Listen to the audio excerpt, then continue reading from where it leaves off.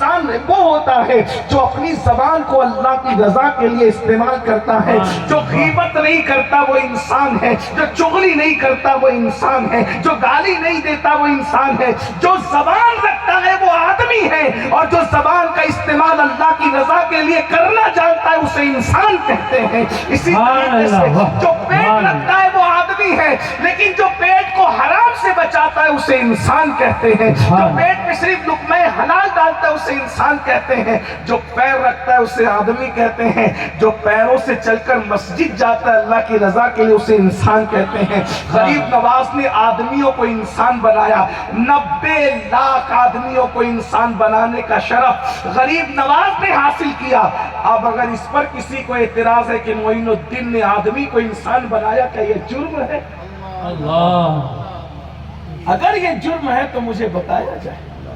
آدمی کو انسان بنانا بھی کوئی، بتاؤ حلال کی طرف لانا کوئی جرم ہے؟ آنکھوں کا صحیح استعمال بتانا کوئی جرم ہے؟ زبان کا صحیح استعمال بتانا کوئی جرم ہے؟ سرکار غریب نواز کو یہی سکھانے کے لیے آئے تھے۔ میرا عنوان اس وقت غریب نواز کی کرامات نہیں بلکہ غریب نواز کے ملفوظات ہیں، اس لیے کہ غریب نواز کی کرامتیں سن کر اب میں ویسی کوئی کرامت بتانے کی صلاحیت نہیں رکھتا، آپ ویسی کوئی کرامت بتانے کی صلاحیت نہیں رکھتے، لیکن غریب نواز کے ملفوظات سن کر میں بھی عمل کروں اور آپ بھی عمل کریں تو کم سے کم ہماری دنیا بھی سنور جائے گی اور ہماری قبر بھی سنور جائے گی اور ہماری آخرت بھی سنور جائے گی۔ میرے بھائیوں، سرکار غریب نواز کے کلمات کتنے خوبصورت ہوں گے کہ سخت دل لوگوں کے دل نرم ہو گئے، موم پڑ گئے، ان کی زندگیاں بدل گئی، ان کی زندگیاں سنور گئی، ان کی زندگیوں میں انقلاب آ گیا۔ میں نے کہا اخلاق دائی اور اخلاق نبوت ایک دوسرے کا جو اخلاق نبوت کا عکس ہوتے ہیں دائی دین کے اخلاق، اور نبوت کا فرق ہوتا ہے دائی اور نبی کے اندر۔ اب آپ اندازہ فرمائیں غریب نواز نے کیسی گفتگو فرمائی، آج میں آپ کے سامنے پیش کرنا چاہتا ہوں۔ حضور غریب نواز کے ملفوظات بہت لمبے چوڑے نہیں ہوتے تھے، کبھی 2 منٹ، کبھی 3 منٹ، کبھی 5 منٹ، کبھی 17 منٹ، بس اتنے آپ کے ملفوظات ہوتے تھے، اور آپ کے سامنے بیٹھے ہوئے لوگ آنکھوں سے آنسو جاری ہوتے تھے، زندگیاں بدل جاتی تھی۔ ہمارے سامنے جو بیٹھتے ہیں ان کی زندگیاں پتہ نہیں کتنوں کی بدلتی ہے، نہیں بدلتی، لیکن وہ زبان میں کتنی تاثیر تھی۔ یاد رکھنا، جو لوگ صرف لوگوں کی نصیحت کے لیے بولتے ہیں وہ بول کر بھی چلے جاتے ہیں، نہ بولنے والے پر کوئی اثر، نہ سننے والوں پر کوئی اثر، لیکن جو زبان خود عمل کرنے کے بعد بولتی ہے، جو زبان اللہ کی رضا کے لیے بولتی ہے، پھر وہ خود بھی بدلتی ہے اور دوسروں کو بھی بدل دیتی ہے۔ وہ انقلاب تھا، بڑا عظیم انقلاب جو غریب نواز نے چند سالوں کے اندر اللہ اکبر بپا فرمایا تھا۔ آپ کو یہ معلوم ہونا چاہیے، ایک ہی لباس پر غریب نواز نے پوری زندگی گزار دی۔ اتنے پیون لگے کہ جب غسل کر آپ کو جب وصال کے بعد غسل دیا گیا تو وہ آپ کا کرتا کئی کلو کا ہو گیا تھا۔ حضور سید العلماء مہریلوی رحمت اللہ علیہ اپنے ملفوظات میں فرماتے ہیں کہ کئی کلو کا وہ کرتا ہو گیا تھا۔ اس کی وجہ یہ تھی کہ پیون پر پیون لگنے کی وجہ سے وہ کرتا کئی کلو کا ہو گیا تھا، اندازہ تو فرمائیں۔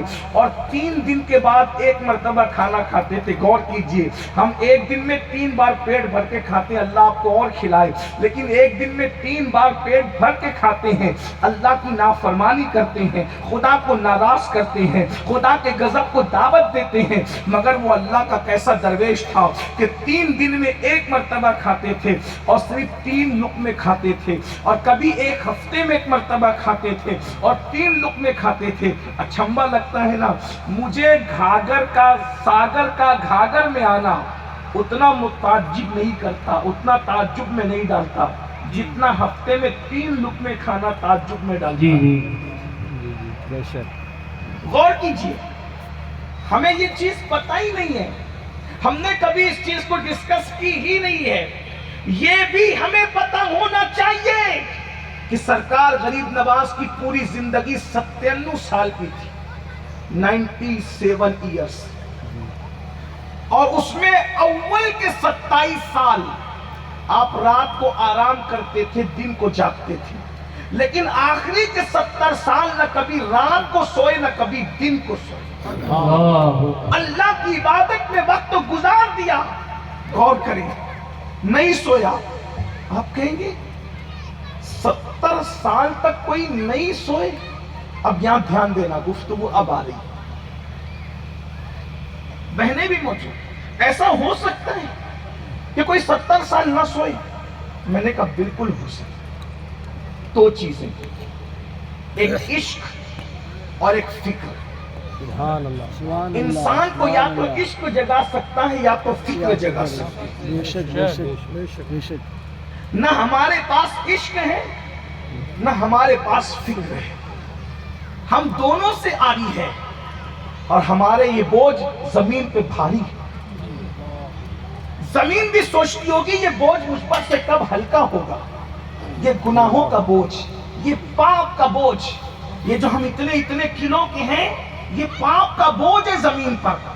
زمین بھی سوچتی ہوگی کہ یہ بوجھ مجھ سے کب ہلکا ہوگا، یہ بوجھ مجھ سے کب ختم ہوگا۔ ہاں، میں یوں ہی نہیں کہہ رہا ہوں، بلکہ روایتوں میں آتا ہے کہ جب کوئی بندہ نماز نہیں پڑھتا، حرام کام کرتا ہے، اللہ کی نافرمانی کرتا ہے، تو یہ چونٹیاں، یہ مکھیاں، یہ مچھر، یہ پرندے اللہ رب العزت کی بارگاہ میں عرض کرتے مولا ہمیں طاقت دے تاکہ ہم اس کا گلا پکڑ کے دبا دیں اور اس کو موت کے گھاٹ اتار دیں تاکہ زمین کا بوجھ ہلکا ہو جائے، یہ پاپ کی گٹری ختم ہو جائے۔ مجھے بتاؤ، جس سے مچھر بھی نفرت کرے، جس سے کھٹمل بھی نفرت کرے، جس سے چونٹیاں بھی نفرت کرے، جس سے پرندے بھی نفرت کرے، ارے یہاں تک کہ علماء نے لکھا ہے جب ٹھنڈی ہوائیں چلتی ہے پاپیوں کے قریب سے تو وہ ہوائیں بھی پاپیوں سے نفرت کرتی ہے۔ لوگ کہتے ہیں لوگ ہم سے نفرت کیوں کرتے ہیں؟ ہم نے کہا نفرت اس لیے کرتے ہیں کہ ہم اللہ کی نافرمانی کرتے ہیں۔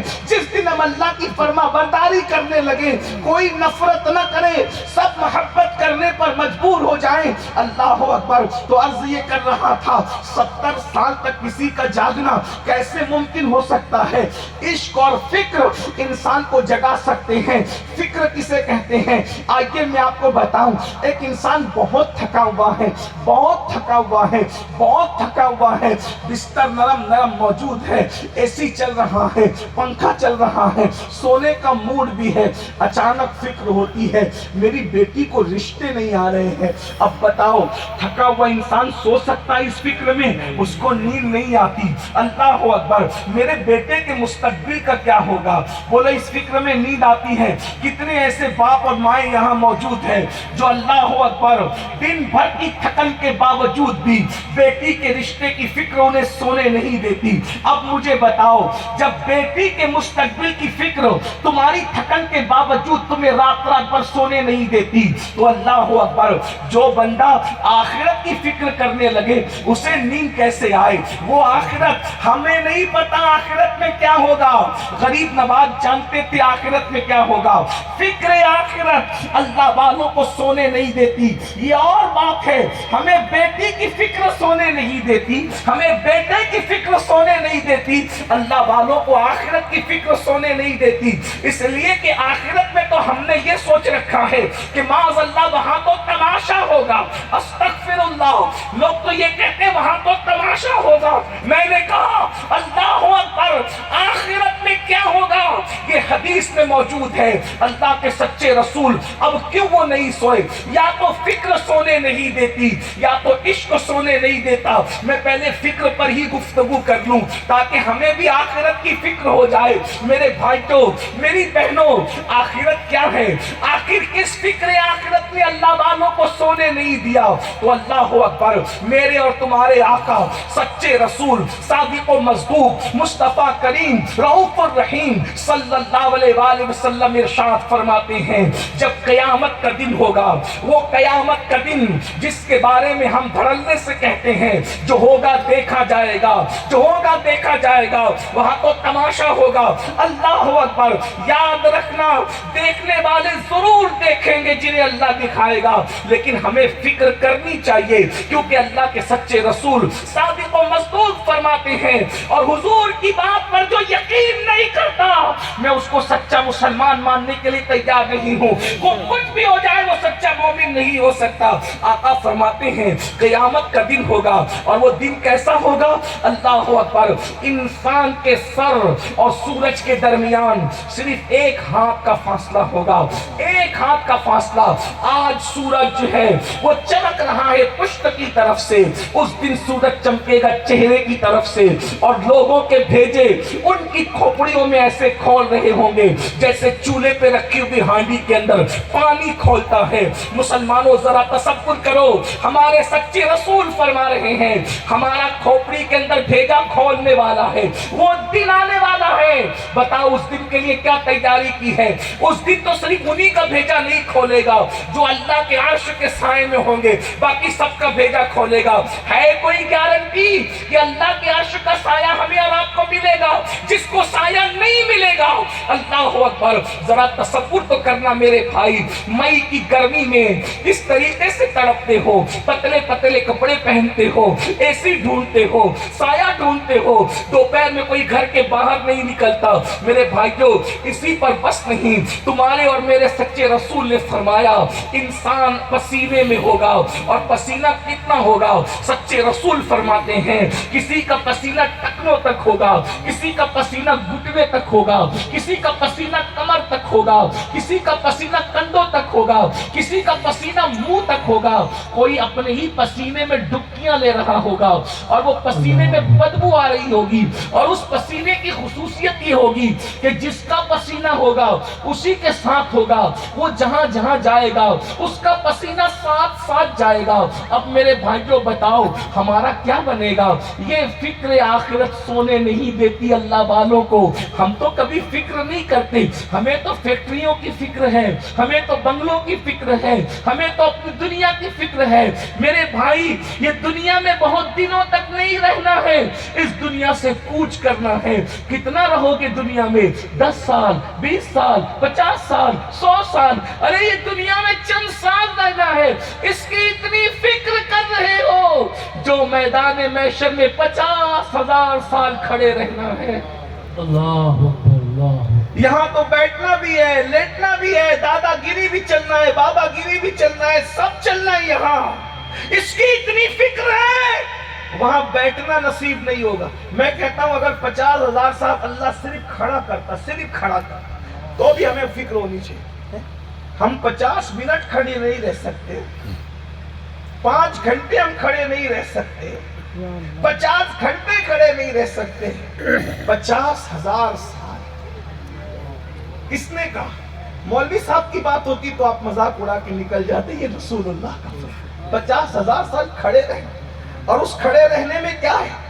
سورج سر پر ہے, بھیجا ناک سے بہ رہا ہے, بھیجا کان سے بہ رہا ہے, زبان سوکھ کر سینے پہ لٹک گئی, کوئی کسی سے پوچھنے کے لیے تیار نہیں, ماں بیٹے کو اپنا بیٹا ماننے کے لیے تیار نہیں, بھائی اپنے بھائی کو بھائی ماننے کے لیے تیار نہیں, کوئی کسی کا پرسان نہیں. حساب ہونا ہے اللہ کی طرف سے, حساب ہونا ہے. کتنا حساب ہونا ہے؟ غور کریں, کتنا حساب ہونا ہے. یہاں تک فرمایا اگر کسی کی اجازت کے بغیر تم نے اس کی لکڑی اٹھا کر دانت میں خلال کیا ہوگا, اللہ اس بغیر پوچھی لکڑی لے کر خلال کرنے کے بارے میں